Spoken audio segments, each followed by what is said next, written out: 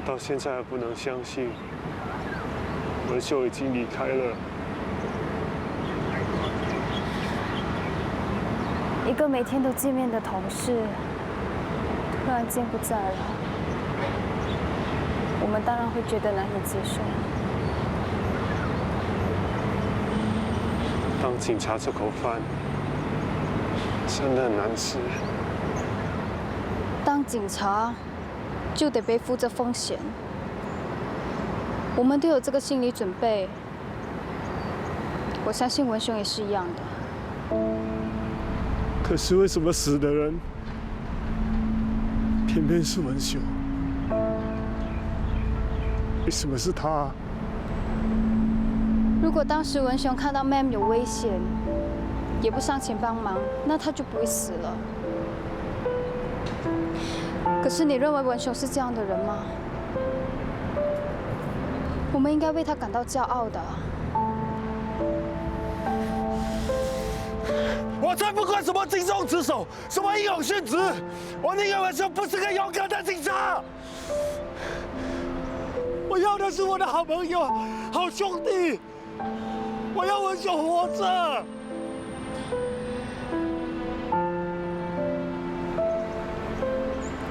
别这样，文雄是个开心果。每当我们不高兴的时候，他总会制造气氛来哄我们开心。他不希望看到你这样的，他不希望你会难过的。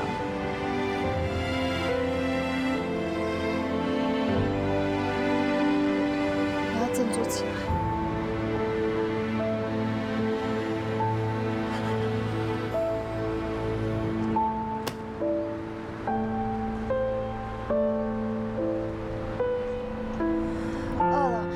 去吃饭。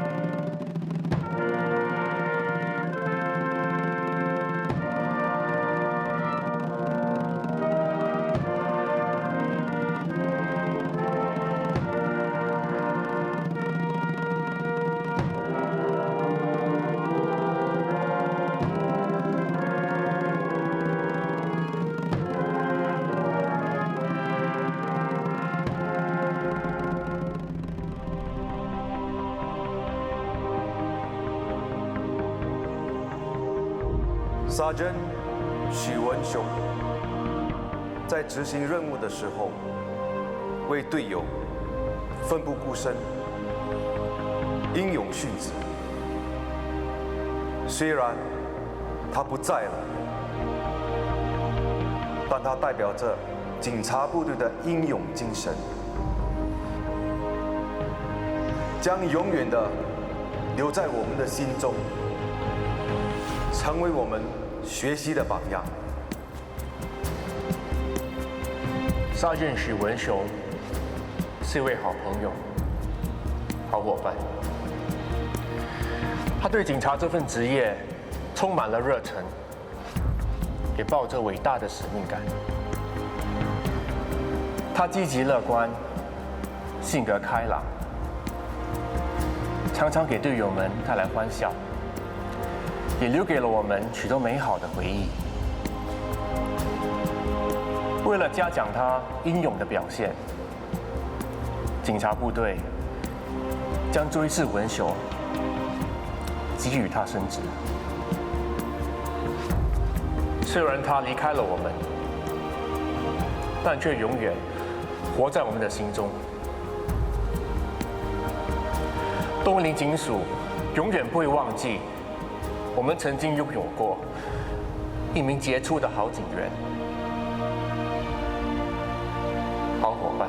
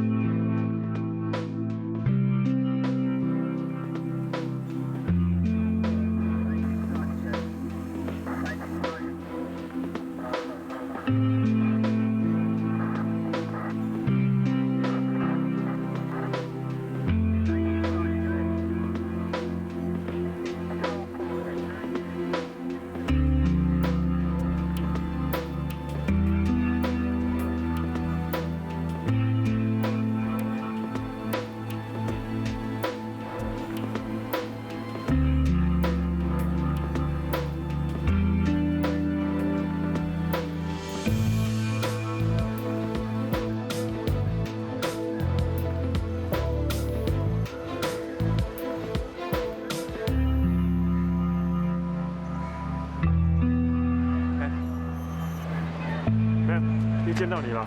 我真的不想再见到你们了。又是一宗空中飞人案了。一天内竟然发生3宗，今天不是好日子。这里什么情况？头部受到严重创伤，半边脸部模糊不清，其他四肢还健全。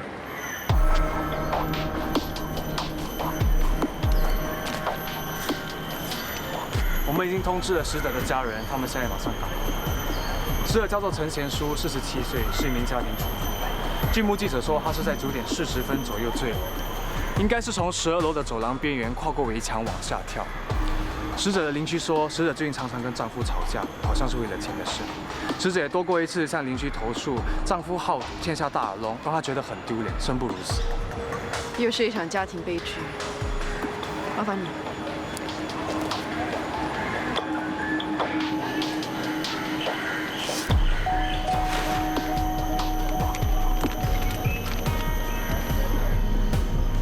小杨，请你过来帮我一下。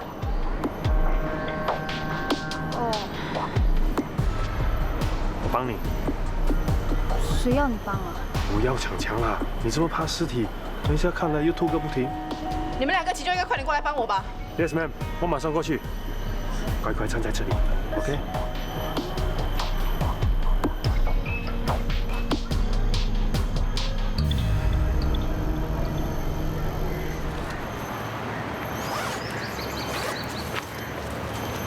Sir， 你知道为什么今天会连续发生3宗坠楼自杀案件吗？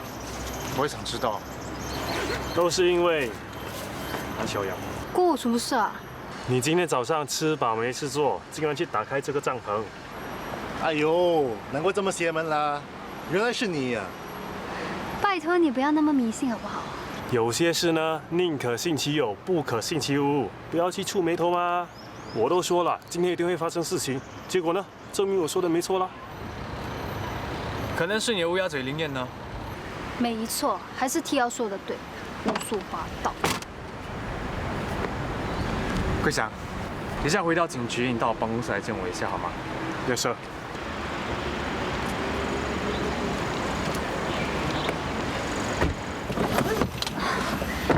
刚才 T 瑶说要见你，是什么事啊？我怎么知道啊？可能是想找我谈心事吧。你少无聊了，谁要跟你谈心事？我是说真的，自从他上次差点中病毒以后，偶尔会找我谈心事的。我是担心他会问关于我们之间的事啊。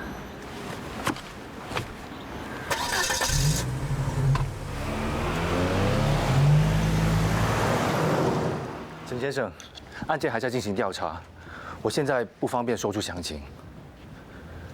我不是在敷衍你，我现在的确不能说些什么。好，只要案情一有新的进展，我马上通知你。OK， 拜拜。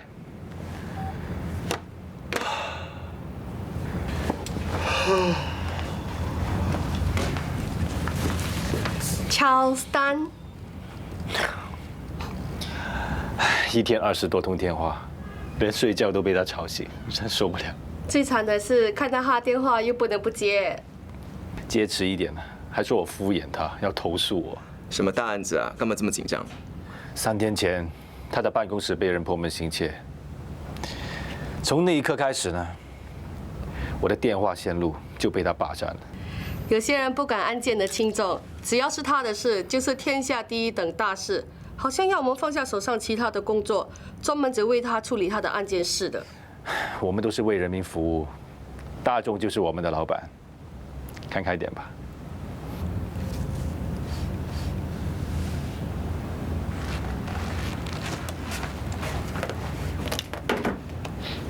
哦，你们干嘛这样看着我啊？你今天去了停尸间了，味道很重啊。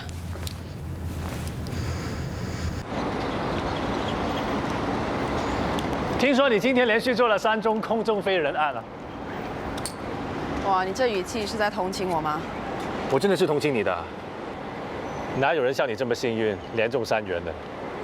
我已经洗了澡，还上来这里吹风，可是好像还是去除不掉那个味道。你闻得到吗？你身上这股味道呢，2天之内是无法去除的，就算嗅觉上没有，心里还是有的。真难为我爷爷奶奶要闻我的尸臭味。我真的不明白，生命真的这么轻贱吗？为什么一定要跳下去呢？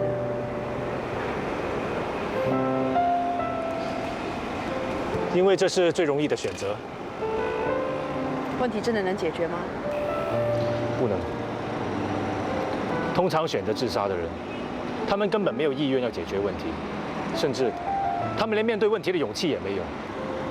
如果不是走投无路，他们应该也不会这样做吧？或许他们真的是有逼不得已的苦衷。无论有什么苦衷，都不应该放弃身边的人。那些被遗留下来的人是最痛苦的，只有懦弱的人才会选择这条路。你好像对自杀很不以为然。我看过，连四肢都没有的人，他们还坚强地活着，还积极地去参与各种活动。其中有一个跟我说：“我是为了要证明上帝的奇迹而活着的。”我看着他，连我自己都觉得惭愧。那些选择自杀的人，更加不值得同情。身为调查官，是要从案件中抽离情绪的。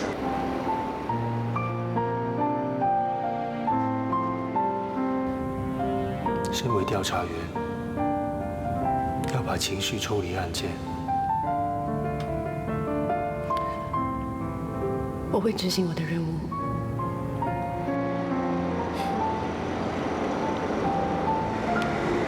谢谢你。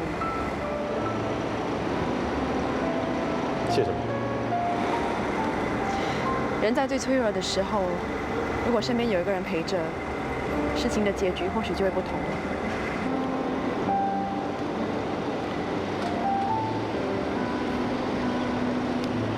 你的脸虽然很酷，不过心还是温暖的。是吗？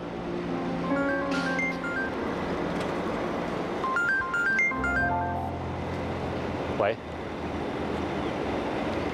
哦，马上下去。有新案件。什么案件？又是一宗偷窃案。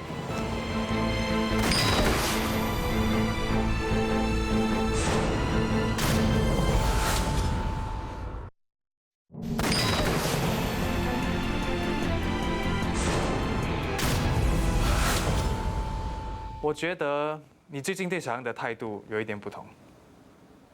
有什么不同？我觉得还是跟平时一样啊。可能你没有察觉，可是周围的同事都觉得不一样。例如说，你会特意照顾小杨，也会比较关心他。他是我的搭档，我是应该照顾他的，这有什么好奇怪的？我记得不久前你曾经要求不要跟小杨搭档，而且还常在秀芳面前投诉他。是，我以前对他是有些成见，不过现在已经没事了。你不觉得这和你以前对他的态度有很大的差别吗？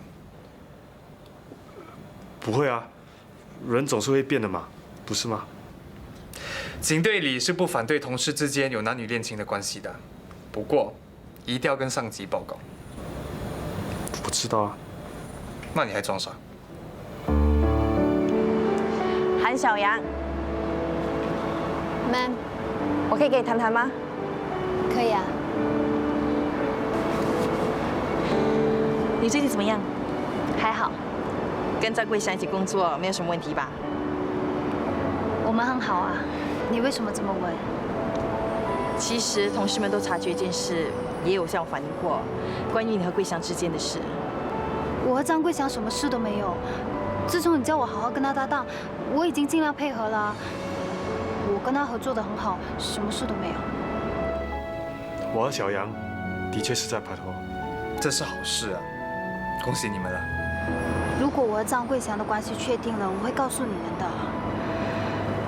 只是我和他正处于同事和情侣之间那段灰色地带，所以我选择不说。是就是，不是就不是，干嘛搞得这么复杂？其实我对张桂祥的感情还没有确定，我不知道我们的是不是真的可以在一起，所以我们现在正处于试用期。你们已经不适合一起搭档工作，这是为了避免你们因为感情而影响到工作的情况发生。我明白，这段期间我不应该在工作上特别照顾小杨的。Sir，你说的对，的确是很难避免有公私不分的情况发生。今天连续发生了3宗不幸的事，现在终于有一个好消息，让我心情好一点了。Thank you, Sir， 谢谢你的支持。林慧仪小姐，疑犯行窃的时候，你是唯一在这里开夜班的员工吗？是的。那请你告诉我整个案发的过程。昨晚我开夜班赶工，大约3点多的时候，当时我戴着耳机听音乐，所以没发现到有人出现。当时你就是在这里一边工作一边听音乐。是的。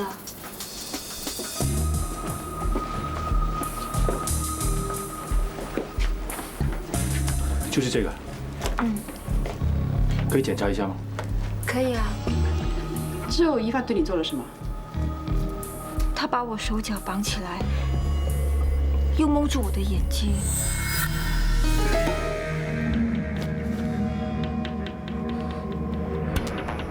你乖乖坐在这里，不要吵，不要乱动。我答应你，不会对你怎样。你一直都没有看到他的样貌。他头上戴着面罩，我看不到他的样子啊。过后呢？我什么都看不见，可是我听见他翻东西的声音，应该是在偷东西吧。整个过程经历多久？大约1个半小时啊。你怎么那么肯定？他临走的时候跟我说的。我现在要走了，不好意思，你忍一下，等你同事来救你。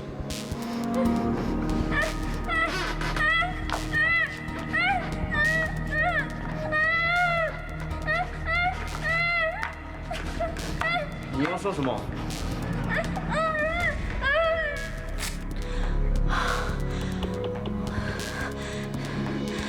现在几点了10点半。我尿急啊！求求你，我就快要尿出来了，求求你了！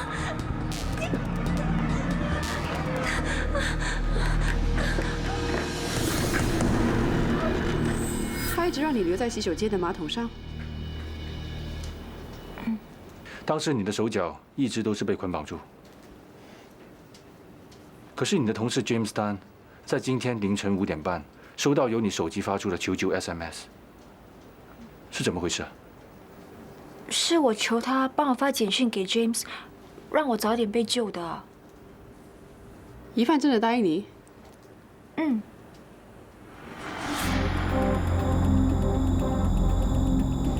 疑犯顾念林小姐无法上洗手间，所以就让她坐在马桶上，还帮她发 SMS 求救。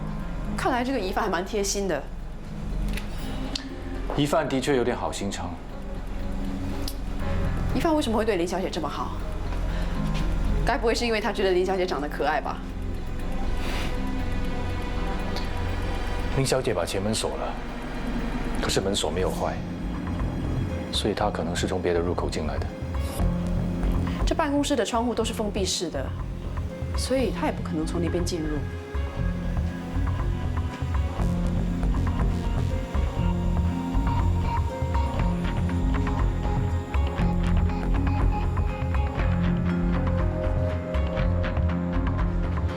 应该是这里。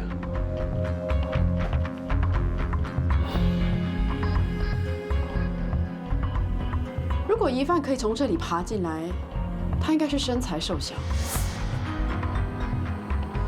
他所偷窃的东西不少，包括有一定重量的电脑。他是怎么做到的 ？Sir， 你看看这个，应该是疑犯留下来的。对不起，我很穷，是被逼的。谁叫你们不好踩？不好踩。应该是不走运。他是直接从方言译过来的。疑犯应该是因为良心过意不去，才会留下这张字条的。我记得前2宗的偷窃案都有类似的留言字条。这一连串的偷窃案应该是同一个疑犯干的。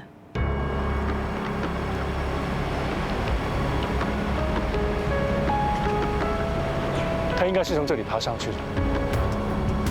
他如果从这里爬上去，有随时跌下来的危险。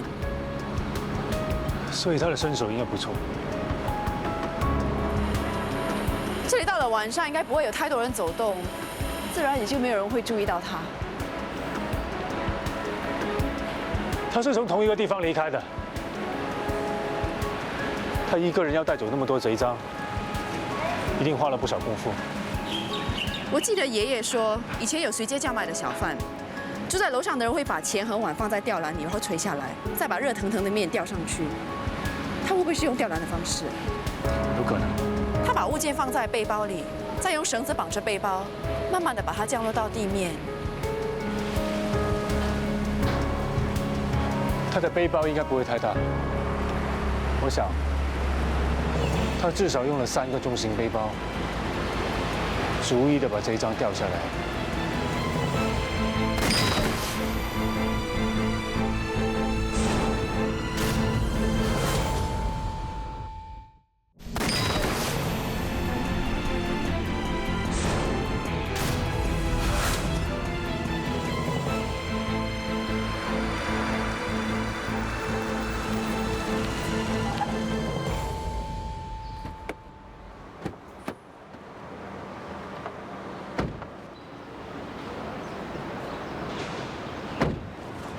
今天有几个家访要做，动作要快。如果遇到老人家，就多花一点时间跟他们讲。哎，你在想什么啊？刚才 TL 跟你谈什么？他问我们是不是在拍拖？那你怎么说啊？我说是咯。什么？嘘，你这么大声干嘛？你为什么要这么说？他都问得那么直接了，我还隐瞒什么？谈恋爱又没犯法，需要叫人家小心提防吗？我都还不算是你女朋友，你怎么可以随便承认我们的关系？我们吻都吻过了，手也牵过了，这样不是谈恋爱是什么？我从来就没有承认过你是我男朋友。我已经说了，我还没做好心理准备。好，那我等一下回去跟TL解释清楚，说其实是我一厢情愿，好不好？我真的很后悔没提醒你不要乱说话。那你要等到什么时候才确认我们的关系啊？现在在工作，我不想谈这个。Hello， 你好，我们是东林金属的警员，今天来拜访是想了解这里的治安情况。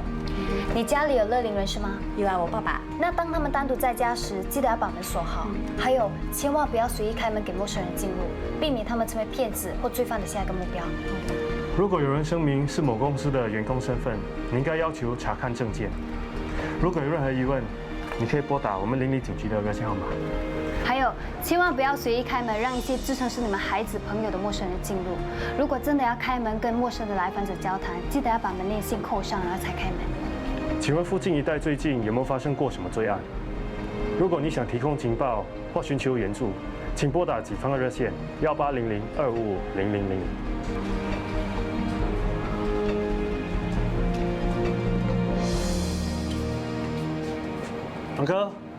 Uncle，我们是东林警署的警员。哦，我都没有报警，你们怎么知道我被人打抢啊？你什么时候被人打抢了？今天早上咯。Uncle，你被打抢，为什么不报警？哎呀，我不想这么麻烦，所以不是没报警咯。吴国顺66岁，今天早上7点30分被人抢劫。目击者是一名印度籍的男子卡詹。吴国顺每天都会在他家附近的公园运动，回家的时候他如常经过后巷。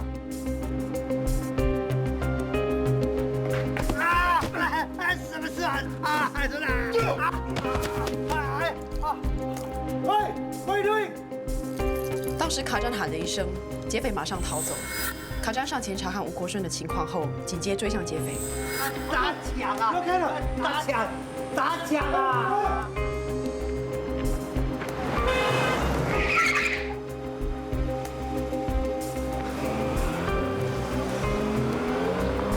卡詹确定看到的是一辆银色轿车，车牌号码 SJA6788D。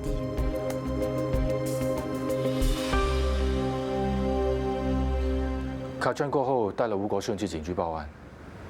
吴国顺说，因为被抢劫的数目不多，坚持不报案。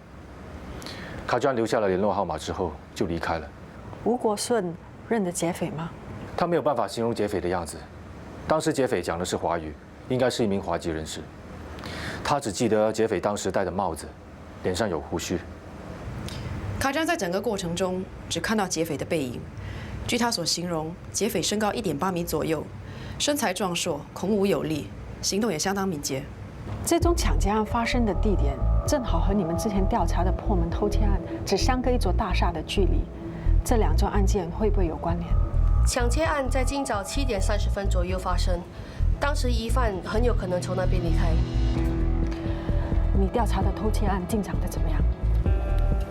我们查过案例，发现一共有14宗类似破门行窃案，都是在不同的时段发生。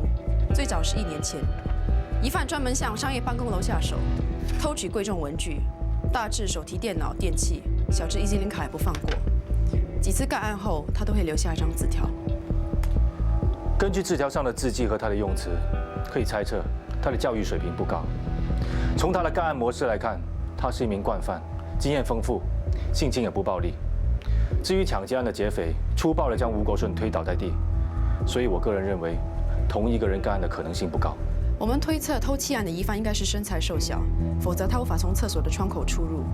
但抢劫案的疑犯却是个身材高大的男子，这也是不吻合的地方。可惜吴国顺和卡展都说不出劫匪的样貌。案发当时，可能有第三者看到劫匪的样子。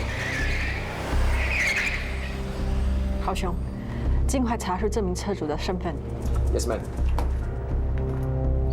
我们时常劝那些遇到抢劫的老人要尽快报案，警方才能迅速采取行动，掌握疑犯的身份，阻止他们继续干案。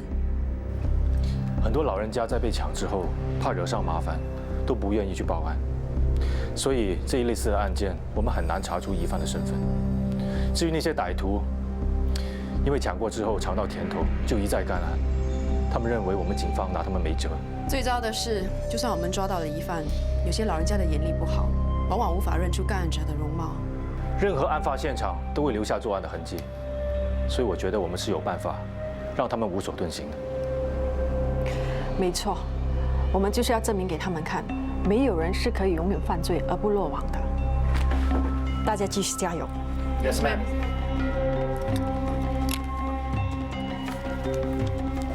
哎，你到底是怎么回事？我有点不舒服，想早点回家。你不要找借口啦，明明是心情不好，有什么事说出来，不要放在心里。我都说了没事，你啰嗦什么？你跟我上提要说出我们的事情，对不对？我说过了，我不想再跟你谈这件事。算了，我不要再进去跟你吵架了。小杨，小杨。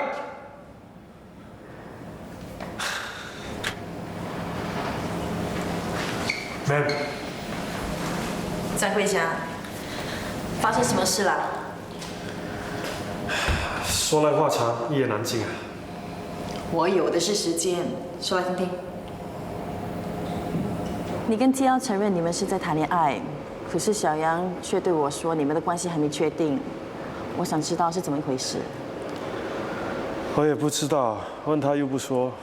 你对小杨是不是认真的？当然是认真的啦。我看起来像是玩玩的吗？那又是怎么开始的？因为我冒着生命危险救了他很多次，所以他想以身相许。张桂祥 OK， 开玩笑而已嘛。你看你整天吊儿郎当，就很胡说八道，谁知道你是真是假？我敢发誓，我是真心喜欢他的。如果你真的是真心的话，就拿点诚意出来。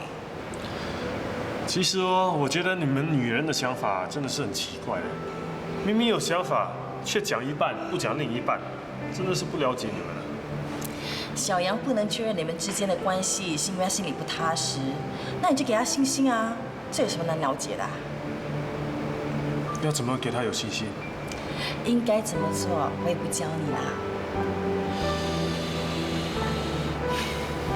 Ma'am，谢谢你这么关心我们。谢什么？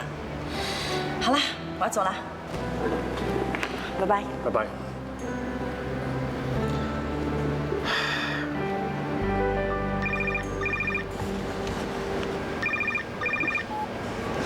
Hello， 我是。你是哪一位？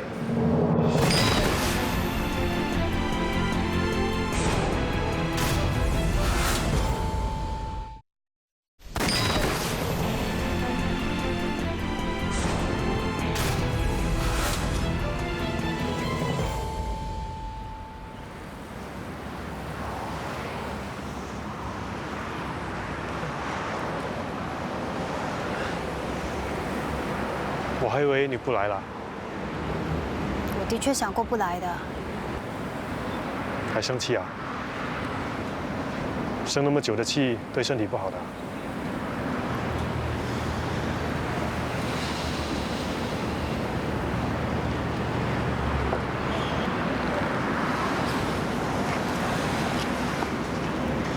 你以前说我一无是处，又没有上进心，像我这样的男人是不是很不可靠？我没说你不可靠。我希望你能说出心里的话。刚开始，我的确对你的散漫很不以为然，但后来我渐渐地发现，你虽然不是很积极的求上进，但至少对这份工作还是有责任心，也抱着一股热忱。还有，每个接近我的男生都是有企图心的，就只有你一副毫无所谓的样子。可是，就因为这样，你才会认为我不够积极，心里才会觉得不踏实。那我是不是应该要上进一点？那你对我才会更有信心。我不希望你改变，因为如果你改变了，你就不再是张桂祥。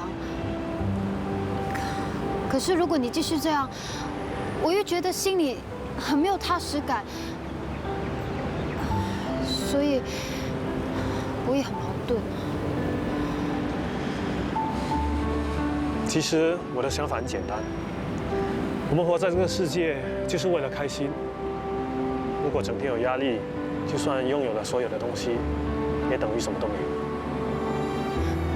我明白，可是我从小父母就教我，人生一定要有目标。如果没有目标，就像失灵的罗盘，会失去方向。还是不要勉强，就按照你原有的生活方式，不然你会不开心的。不，我答应你，从今天开始，我要努力工作，积极求上进。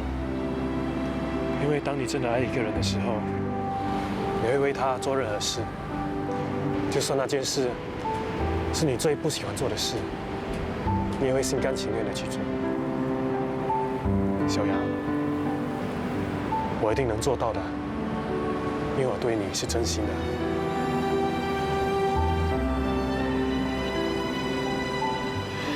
我真的很开心你会这么想。像我这样的脑袋，怎么会想出这么好听的话？我就知道，你怎么可能会说出这种话？虽然这句话不是我想出来的，但是却是从我心底里说出来的。谁教你的？你爸爸。你说什么？其实昨晚我见过你爸爸，他说你已经很久没回家了。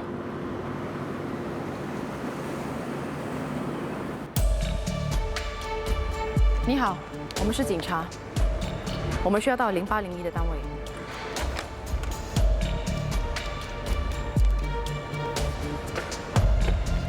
唐耀成先生，我们需要你协助我们调查一起抢劫案。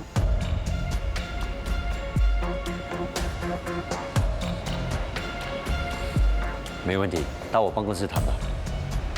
这件案子的调查工作是由调查员廖心怡负责的，我只是从旁协助。有什么可以帮到你们？昨天早上7点30分左右，请问你在哪里？我在家里，还没睡醒。有谁可以证明你在家里？我的女朋友。那请问你的车牌号码是不是 SJA6788D？ 没错。有证人看见这辆车子出现在一家酒店附近的停车场，当时这辆车子还差点撞倒这个证人，你怎么解释？他可能记错号码了吧？不会那么巧吧？事实如此，我根本没在那边出现过。你为什么否认你去过那里？你那么早去那里干什么？你没听到我说的话？我说我没去过那个地方。再问你一次，你那么早去那里干什么？说实话。这是什么态度啊？你找到证据才来跟我说。唐先生，我们正在调查一宗抢劫案，如果你有什么线索的话，对我们的调查工作会很有帮助的。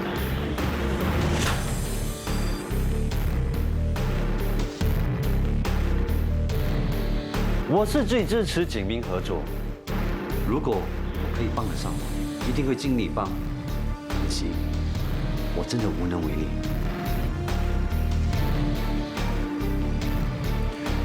为什么要撒谎？你为什么要隐瞒？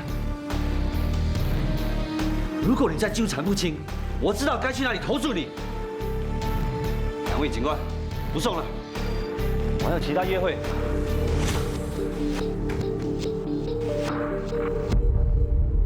我真的很后悔让你跟着来。你平时都很冷静的，为什么会这么沉不住气了？我肯定他在撒谎。他有时间证人，为什么你这么确定他在撒谎？他的时间证人就是他的一名女性玩偶，根本不可信的。你哥跟抢劫无关，他为什么要说谎不认呢？我肯定他在隐瞒些什么。证人卡詹可能记错车牌号码，或许你哥真的没有出现在那个地方。你这么针对他，似乎有点公私不分了。我敢肯定，他在案发现场出现过。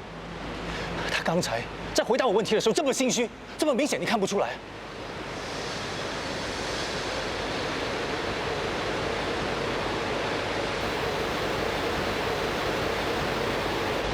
对不起。我也不应该那样说你。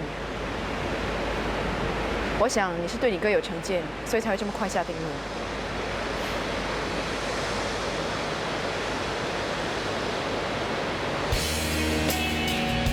你去哪里啊？